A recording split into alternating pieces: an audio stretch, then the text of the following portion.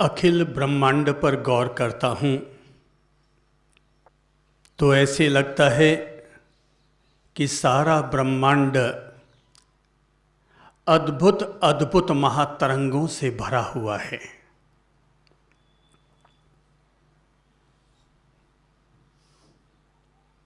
ब्रह्मांड में कोई भी हिस्सा ऐसा नहीं है जहां तरंगों की व्याप्ति न हो। हमने समंदर की तरंगों को देखा है, नदी की तरंगों को देखा है, तालाब की तरंगों को देखा है। और तो और जब जब आप लोग चिकित्सालय गए होंगे तो ईसीजी और ईईजी की उन तरंगों को भी आपने आंखों से देखा है। इसका मतलब ये हुआ कि हृदय में जो धड़कन उठ रही है वो बहुत छोटी सी धड़कन है, सहज में सुनाई देने वाली धड़कन नहीं है, पर उसकी भी तरंगें लगातार लगातार लगातार बन रही है और आगे बढ़ रही है। मस्तिष्क में अगर विचार चलते हैं तो उन विचारों के कारण भी तरंगें लगातार लगातार लगातार उदय विलय हो रही है।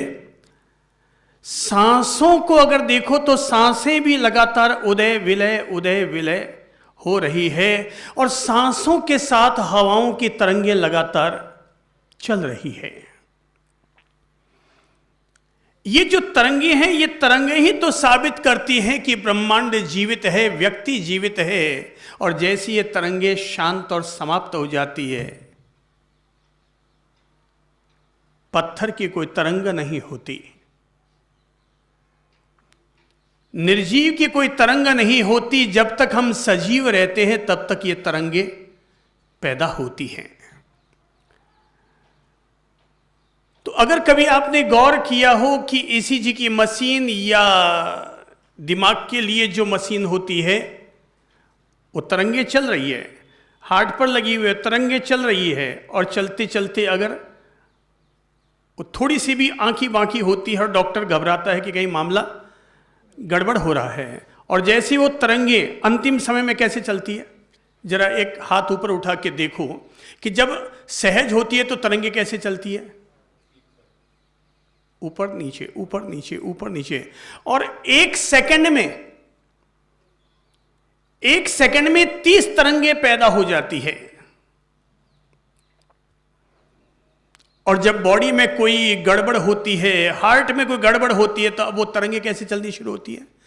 अब देखो, और तेज और तेज और तेज, और वो तेज चलते चलते चलते अचानक जैसे ही हार्ट धड़कना बंद होने लगता है, तब वो कैसे चलनी शुरू होती है। इधर आदमी लुढ़कता है और उधर तरंगे भी लुढ़क जाती है। ये तरंगों का अद्भुत सागर है, और जिसने ये मर्म समझ लिया वो व्यक्ति महासूक्ष्म बीज मंत्र ओंकार की तरंगों से भी अपने आप को तरंगित करने का अद्भुत विज्ञान समझ जाएगा। अगर हम लोग ओंकार ध्यान विधि के जरिए ओंकार का नाद करते हैं तो कोई बोल नहीं रहे हैं, बल्कि उनकी तरंगों से, उस नाद की तरंगों से अपने आप को झंकृत करते हैं। लोग मंदिर जाते हैं, मंदिर का घंटा बजाते हैं, आगे बढ़ जाते हैं। आपको घंटा बजाने का कोई फायदा नहीं हुआ। घंटा बजाने का फायदा तभी है जब आपने घंटा बजाया, और घंटा बजाने के बाद 1 मिनट वहां पर पलके झुका करके ध्यान दीजिए उसकी तरंगों पर, और तब आपको पता चलेगा मैं एक अद्भुत तरंगों के महासागर में उतर गया हूं। वहां पर 1 मिनट के लिए जो आपने मेडिटेशन किया है, उन तरंगों का वो आपको गहराई दे देगा, आपकी चेतना को जगा देगा, आपको अपनी अंतर में चलने वाली तरंगों से जोड़ देगा। अगर कभी कोई शंख बजा हो और शंख से जो ध्वनि पैदा होती है, तो आप ये ना समझे केवल ध्वनि पैदा होती है, ध्वनि की विराट तरंगे वहां से फैलनी शुरू होती है। मैं अभी इस समय जो यहां बोल रहा हूं, मेरी तरंगे इस दीवार तक नहीं है, कहां तक जा रही है? अब वो बढ़ रही है, पूरे शहर तक फैल रही है, पूरे देश तक फैल रही है, पूरे ब्रह्मांड तक फैल रही है। पकड़ेगा वही, इन तरंगों को पकड़ेगा वही जो इन्हें ग्रहण करना जानता है। हां, आप लोग नहीं जानते इन तरंगों को ग्रहण करना, पर मोबाइल जानता है कि इन तरंगों को कैसे ग्रहण किया जाता है। हम यहां पर बिल्कुल हौले शब्दों में, हौली आवाज में बोलते हैं। एक प्रेमी प्रेमिका जब आपस में बात करते हैं तो कितना धीमा स्वर होता है मोबाइल पर उनका, क्योंकि घर में और भी 20 लोग होंगे, 10 लोग होंगे, 5 लोग सोए होंगे, उनके कान में भी एक शब्द नहीं पहुंच सकता, ध्वनि नहीं पहुंच सकती, तरंग नहीं पहुंच सकती। इतनी धीमे स्वर में वो मोबाइल पर बोलते हैं और आपस में संवाद करते हैं। अब बताओ, जो इतना धीमा स्वर पहुंच रहा है इस घर से उस घर तक, वो स्वर पहुंच रहा है किसके जरिए पहुंच रहा है? बोलो बोलो। सैटेलाइट के जरिए। इसका मतलब ये हुआ हमारी तरंगों को ग्रहण करने वाला कोई यंत्र बना हुआ है, और वो यंत्र वापस क्या करता है? वापस उन तरंगों को वहां तक, उसको और अधिक पावरफुल बना करके आपके मोबाइल तक भेजता है, और इस तरह से यहां से आपके घर तक, यहां से लंदन तक, यहां से अमेरिका तक, और आपकी ध्वनि की तरंगे वहां तक पहुंच जाती है। अर्थ यह हुआ कि तरंगे व्याप्त होती हैं। हम हमारी इन्हीं तरंगों से अपनी जीवन के सारे समाधान प्राप्त कर सकते हैं। रोगों का भी समाधान होता है, असफलताओं का भी समाधान होता है, गरीबी का भी समाधान होता है, नरक में भटकने वाली आत्मा का भी समाधान होता है।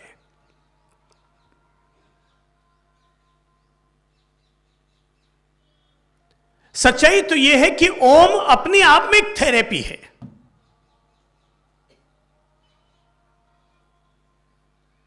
ओम क्या है? अपने आप में एक थेरेपी है।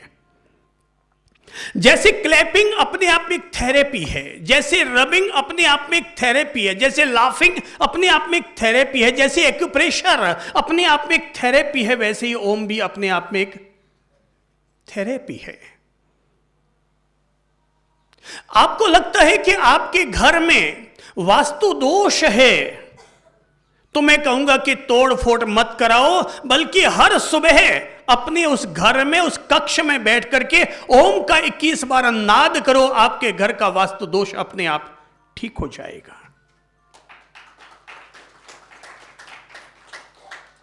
आपको लगता है कि आपके घर के अमुक मेंबर पर अमुक रोग हावी हो गया है, डॉक्टरों के द्वारा चिकित्सा किए जाने पर भी उसका कोई समाधान नहीं निकल पा रहा है। मैं कहूंगा जिस कक्ष में वो बीमार व्यक्ति बैठा हुआ है या सोया हुआ है, आप वहां जाइए और वहां जाकर के आप ओंकार का नाद कीजिए, ओंकार का ध्यान हृदय पर करके, और यहाँ की अपनी ऊर्जा को, यहाँ की अपनी प्राण धारा को उसके ऊपर प्रक्षेपित कीजिए।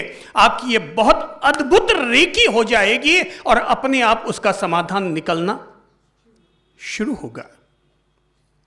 जिन लोगों के भीतर हीन भावनाएं घर कर चुकी है, तनाव जिन लोगों पर हावी हो चुका है, टेंशन और अवसाद से ग्रस्त है, मैं उन सब लोगों से कहूंगा तुम बाकी सब छाती कूटा छोड़ो, रोजाना सुबह ध्यान होता है तो कर लो, ध्यान नहीं होता है तब भी ओंकार की चैंटिंग कर लो, ओंकार का नाद कर लो। इसके जो वाइब्रेशन बनेंगे, इसकी जो तरंग और महातरंग पैदा होगी, वो हमारी चेतना तक पहुंचेगी, हमारी प्राण धारा तक पहुंचेगी, हमारे मन की धाराओं तक पहुंचेगी।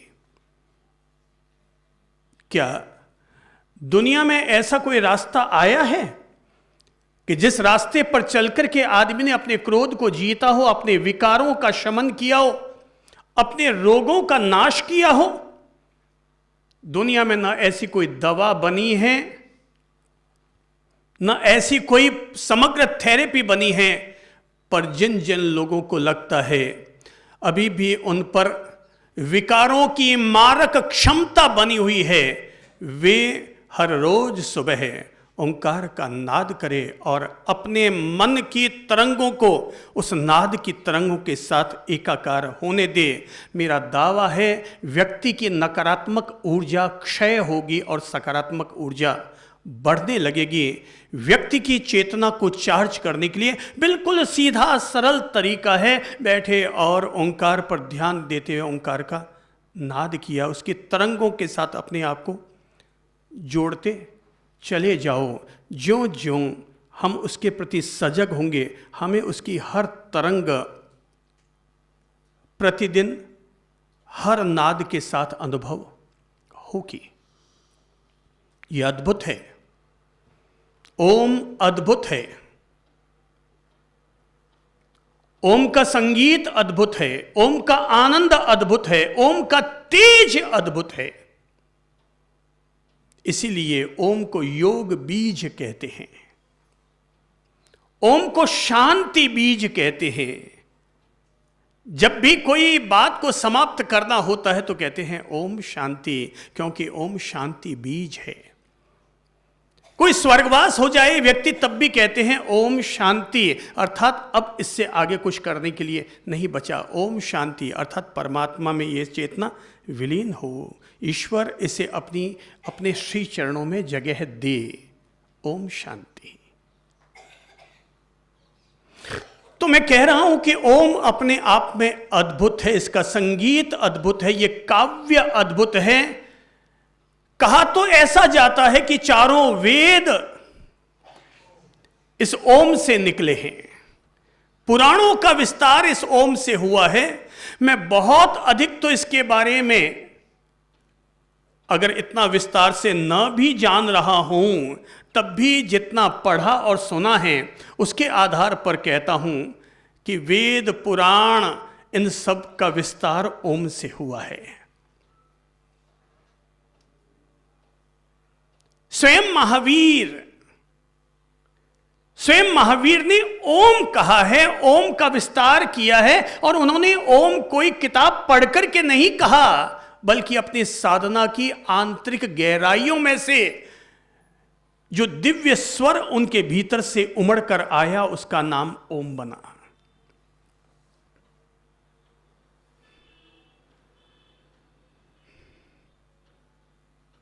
मेरी समझ से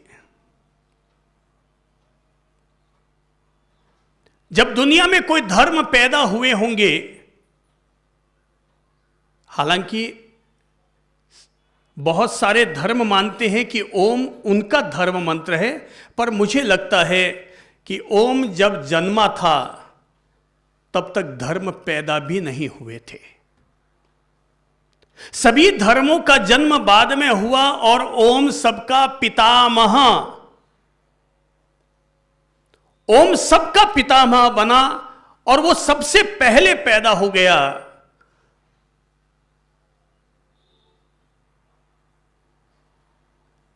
कहते तो ऐसा है कि जब सृष्टि का जन्म हुआ था, तो सृष्टि का जन्म हुआ तो 5 महाभूतों के बीच में घर्षण हुआ।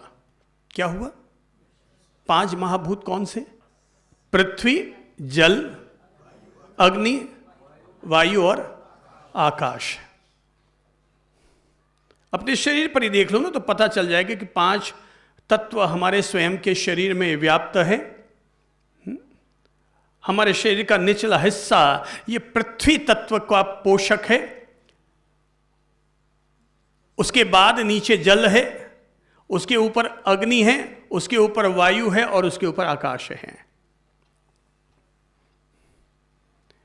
पेड़ू से नीचे का भाग पृथ्वी है, पेड़ू से नाभि तक का भाग जल तत्व है, नाभि से ऊपर का भाग अग्नि तत्व है, हृदय और हृदय से लेकर के नासिका तक का भाग वायु तत्व है और नासिका से लेकर सहस्रार प्रदेश अर्थात शरीर का ऊर्ध्व भाग ये आकाश है।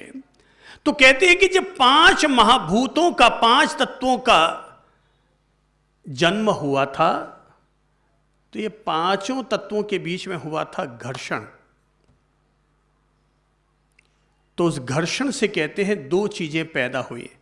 जब सृष्टि पैदा हुई होगी तो ऐसा कहते हैं कि पानी और पृथ्वी, समंदर और पृथ्वी दोनों के घर्षण हुए आपस में, और उस घर्षण से 2 चीजें पैदा हुई। एक चीज पैदा हुई प्रकाश और दूसरी चीज पैदा हुई ओम।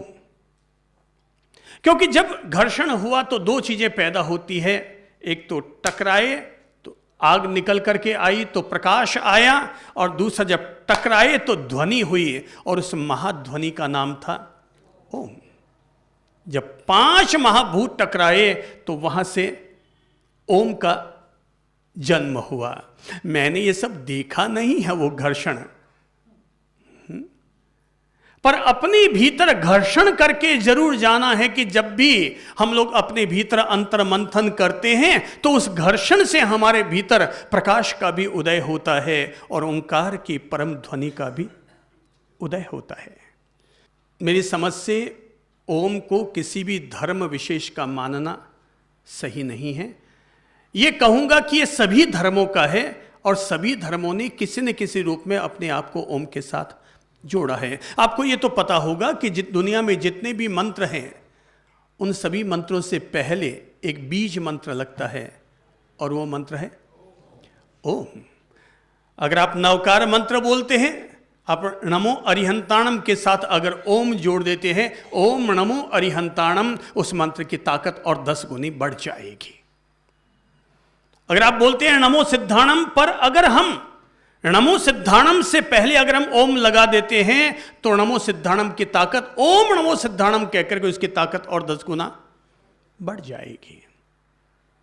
हिंदू धर्म का प्रसिद्ध मंत्र है गायत्री मंत्र। कहां से शुरू होता है बोलिए तो? ओम भूर भुवस्वः। दैट मीन्स पहले क्या चीज आ रही है? बीज मंत्र क्या लग रहा है? ओम। किसी भी मंत्र को पावरफुल बनाने का उस मंत्र के साथ एक फिल्टर जोड़ना जरूरी है और वो है ओम।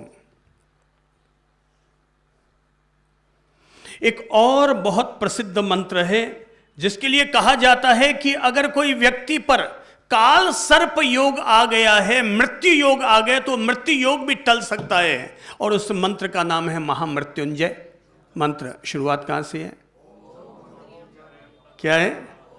इस्माइल ले लो, इस्माइल ले लो पहले। क्या है? ओम त्रयंबकम यजामहे सुगंधिम पुष्टिवर्धनम उर्वारुकमीव वंदनान मृत्युर्मोक्षय्यम अमृतत् ओम स्वः भुवः भु ओम ह्रां जुम सः।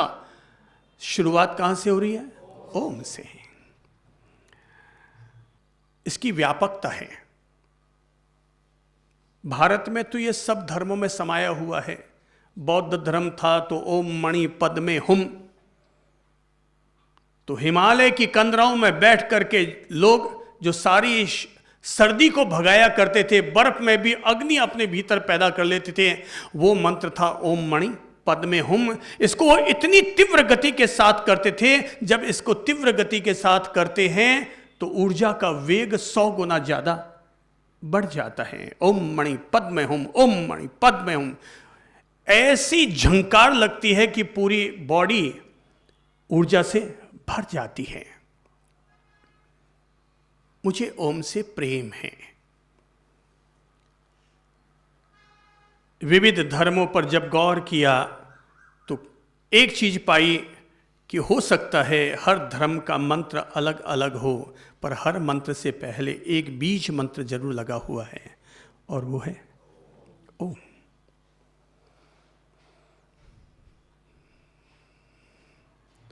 ओम का अपना प्रभाव है।